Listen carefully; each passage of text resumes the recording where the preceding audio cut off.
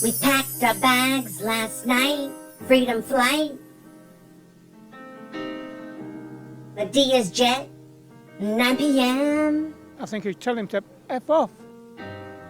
And we both got high off our faces by then. Miss Dorito so much, I miss my life. I think you tell him to F off. It's cold as balls in London, with so much money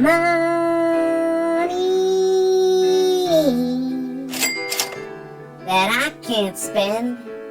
I think you tell him to F off. All right, what's going on, everybody? This is the smooth sounds of summer Sunday nights with your favorite guy on the microphone. Hello, governor. Hello, my son. Now, folks, I'm coming to you today to talk about something that maybe you have experienced yourself once or twice. Maybe not. Maybe you have been lucky and fortunate. But sometimes when you have a job, right? Sometimes the two best days of that job are the day you start. Because what do you really do? You kind of get set up, HR, you know what I mean? Sometimes it's a week, you know what I mean? Where they got to, train you and all that jazz, you know what I mean? You never know. It just depends on the, elaborateness of your profession, I guess, that you're into. Sometimes you got to shadow somebody. Sometimes you got to, there's a lot of situations here, but let's just try to sum it up, all right? I don't need to go through every single job position in the world, please. This is a 25-hour podcast here. Anyways, another pen, put a pin in this. Speaking of jobs, not that it's a job. My job isn't a job. It's a damn good time. I'm thinking about possibly doing a live. He's going to go live. If I did go live, are you guys interested? That's another question. Is there even any interest in it? If I'm sitting here kicking this can around town, are people going to want to listen to this can? That's the question. Or are you going to be like, you know what? I'd really like to, but I'm a little bit busy that day, even though I haven't told you a day. You sound like me when I get invited to a wedding. You know what I mean? Like, I'm sorry, I can't make it. But it's 3 years from now. Yeah, yeesh. Yeah, that year's not looking good so far. Like, really? You know what you're doing in 2029 already? Yeah, what? I like to book in advance. So let me know. Are you interested in a little, if he's going to go live? You know what I mean? Nothing major. It's like a 3-4 hour. No, I'm just kidding. Listen, half an hour, 45 minutes, something. You know what I mean? Compact, jam-packed, baby. Anyways, that's what I like to do. I like to just, get in there and just, make it intense and passionate and awesome. And then I leave, you know what I mean? Sneak out the window. Nobody knows nothing, right? All right, anyways, let's get at this. Let's get serious here. Back to my story. So usually the first days of the job that are the best, on the day that you start and the day that you quit. If it's a job you don't like, right? Let's say you never moved up in the company, you didn't get that promotion, you got passed over by some douchebag who just happened to be related. He's the the owner's nephew or something. You know what I mean? The guy doesn't guy can't tie his shoes. Meanwhile, he got passed over by you, and you're getting you're on the president's club every month. You know what I'm talking about? Or quarterly, whatever. You know the deal. Anyways, but when you leave that job, right? When you leave that job and it's your adios, people, they're all jealous of you because they know you're going on the better and bigger and greener pastures.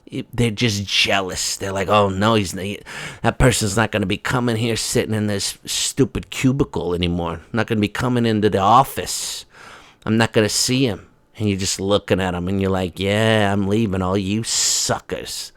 All you frickin' low-life scumbag suckers. And you, John, you and your conversations with your wife, if I don't ever hear that, if I never hear that again, it'll be too soon. And you, Sarah, what do you think? The whole office doesn't stink like your fish every time you cook it on a Tuesday? Please. Your fish stinks up the whole place, okay, Sarah? Get used to it.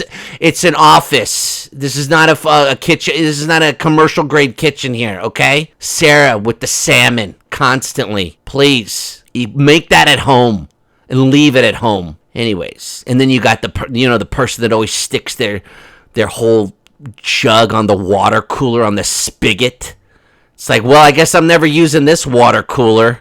Guess I'll just bring my own BYOB, bring my own bottle from home. So I don't want to mix up my my water with everybody's lips in the office. Thank you very much. Please.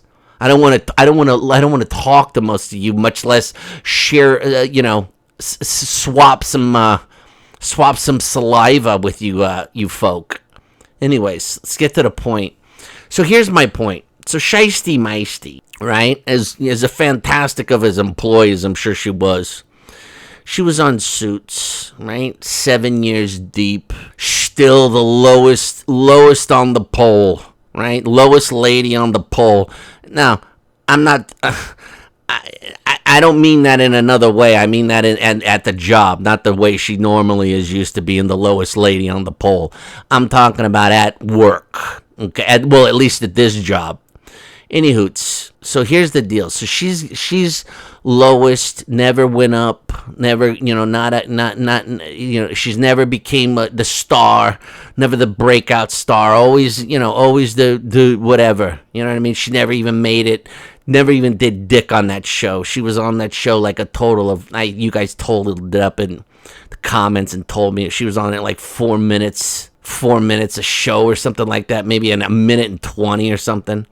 You got to think, working in TV or, whatever, movies and all that shit, you got to get there like 6 a.m. Sometimes they don't wrap till midnight. You get makeup, hair, costume, wardrobe, and you sit in your trailer, do nothing. Wait till they call you. Hopefully the light's right, and you can nail your scene. And in Shiesty's case, it was usually like 1 second of dialogue, like, if that's the way it's gotta be, and then she'd walk out. You know what I mean? And that was her whole gig for the day. Good thing she showed up for 15 hours today. I'll see you back tomorrow, bright and early. Don't be late. Dock you again. Give you a red notice. You'll be out of here. Write you right off. We wrote you right on because of your frickin' husband. We'll write you right the frick off. All right, Shiest. Anyway, she gets her comeuppance, right? The show's almost over. They got one more season left, but guess what? She hits the frickin' lottery. She hits the loser lottery. You're goddamn right. And gets with the dumbest Dunsky in all of Dummersonville, right? The guy that doesn't know his head from a hole in the ground. Oh, Megsy, right? She lands this frickin' goober. Anyways, she's sitting there going, you know what, you frickin' low-life skunks. Everybody treated me bad. Nobody brought me up. Nobody made me a star. You guys were all holding me back. You're all jealous of me because I'm the hot one. I'm the eye candy on the show. That's sad. That's the eye candy on that show. Please, no one or nobody ever heard of it. Anywhoots.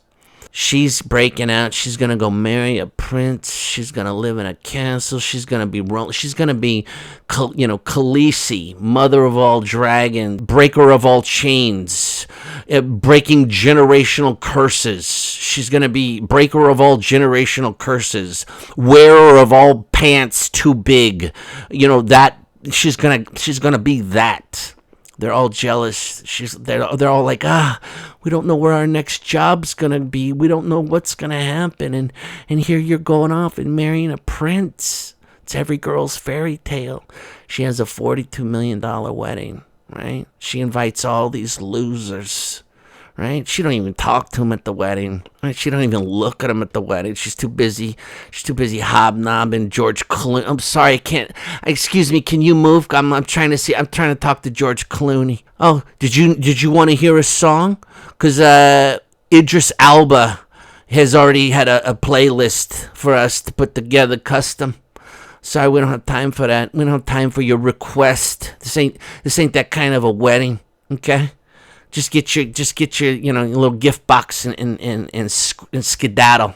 You know what I'm talking about? Anyways, turns out she blew that whole shindig. Now comes back hat in hand, and you try to put a hat on that thing. I mean, that's a big. You're talking. That's a 10 head. All right? You got a 10-gallon hat. You got a 10-gallon Panama Jack hat on that 10 hat. 10 head. 10 hat on that 10 head. Okay? That ain't no easy. That ain't no... You walk into a haberdashery that's fitting people for melon hats. that's fitting people for melon caps.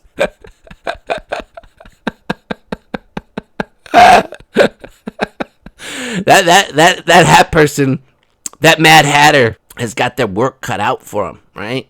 They're like, holy shit, this ain't no normal hat we're putting together here. This is a custom doohickey. Anyways, listen to this. Here's the story, all right?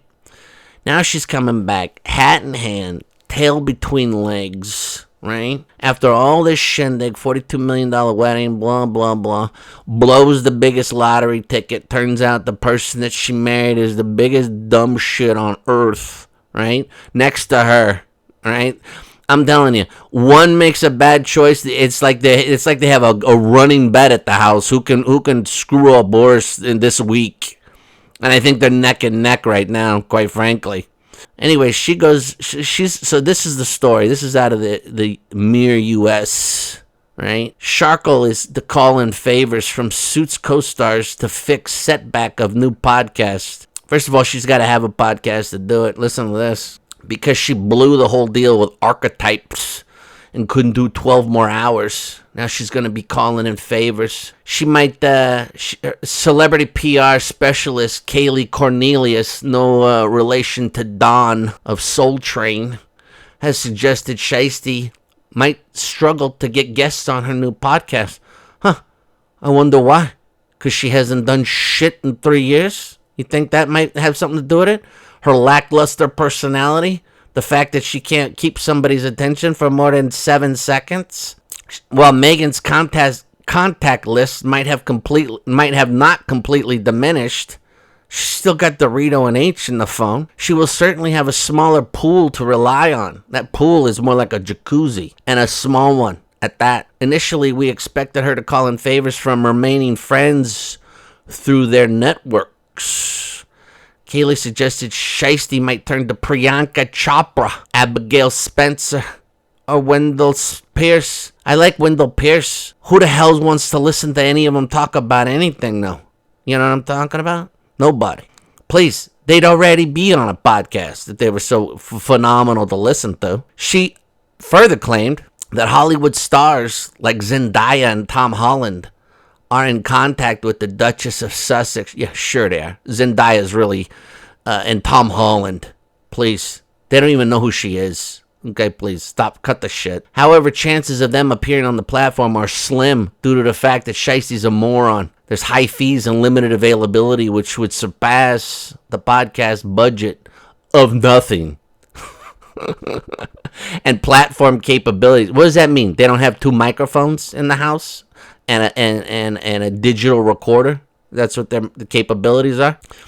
To help boost the popularity, Kaylee suggested Shiesty should link into her new Netflix series. I guess that's the cooking show. Despite the setback, Shiesty's believed to be working on her new podcast. I'm sure she is.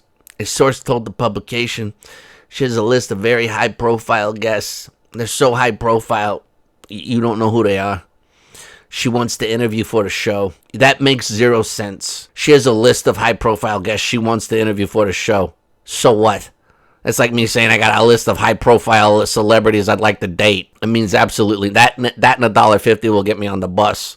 She talked about relaunch of Archetypes podcast. Got pushed back to 2025 because they're so busy doing nothing. She's dicking around on a park walk in a sweatsuit to do a photo shoot. There's a scheduling conflict that's taking up too much time between the launch of its podcast and the American Riviera Orchard. What are they launching? Nothing. I'm telling you, they have launched nothing. She can't work in a podcast here and there. Please. So anyways, she's gonna go back hat in hand and try to ask these dopes, which I honestly should probably get them because they got dick. They got nothing going on. Absolutely nothing. All right? So anyways, I just thought it was a little ironic. You know, and there's a saying, folks. The toes you step on on the way up might be the asses that you have to kiss on the way back down. LUVS you, baby. You're beautiful.